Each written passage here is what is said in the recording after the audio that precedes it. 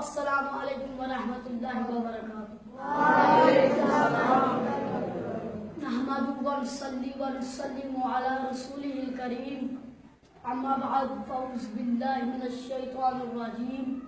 بسم الله الرحمن الرحیم. ان اللہ وملائکته یصلون علی النبی یا ایھا الذین آمنوا صلوا علیہ وسلموا تسلیما. سب حضرات پڑھ لیجیے الصلاۃ والسلام علیک یا سیدی رسول اللہ وعلی آلہ وصحبہ اجمعین.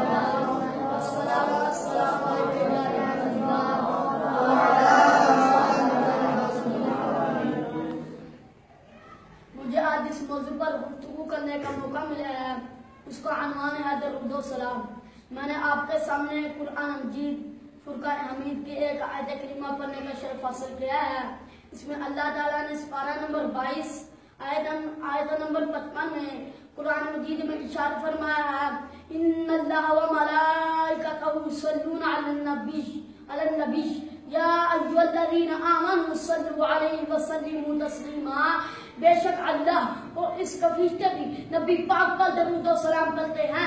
میرا تو یہ عقیدہ ہے کہ جہاں اللہ کا ذکر ہوتا ہے وہاں اس کا فرشتوں کا نزول ہوتا ہے. جو نبی کا ذکر کرتا ہے اللہ تعالیٰ اس کے صغیرہ کبیرہ گناہ معاف کر دیتا ہے. معزز سامعین، حضور سرور کائنات مدینہ منورہ کی مسجد میں خطبہ ارشاد فرمایا. تمام صحابہ کرام کا مجمع لگا ہوا تھا. صدیق اکبر بھی وہاں موجود تھے، حضرت عمر بھی وہاں موجود تھے، حضرت عثمان غنی بھی وہاں موجود تھے، حضرت علی مرتضیٰ بھی وہاں موجود تھے، عبداللہ بن مسعود بھی وہاں موجود تھے، عبد الرحمن بن عوف بھی وہاں موجود تھے.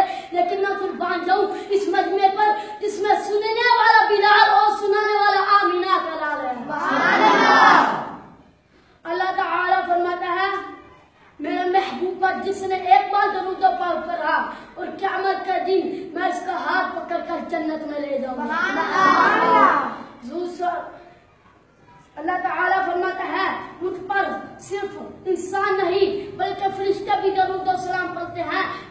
مجھ پر تو جبرائیل بھی اور جنگل کے پرندے بھی درود و سلام پڑھتے ہیں. میرا نبی فرشتوں کا نبی، انسانوں کا نبی، حیوانات کا نبی، مادات کا نبی، خلاؤں کا نبی، بلندیوں کا نبی، ستاروں کا نبی، ساری کائنات کا نبی. میرا تو یہ عقیدہ ہے میرا نبی سارے نبیوں کا نبی ہے.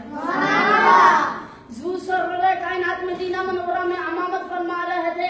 قربان جاؤ ان نمازیوں پر جن کا امام محمد ہو، جن کو نماز حضور نے پڑھائی ہو. وہ صحابہ کتنی شان والے ہیں. میرے نبی فرماتے ہیں میرے نبی نے صحابہ کرام کو نماز عصر پڑھائی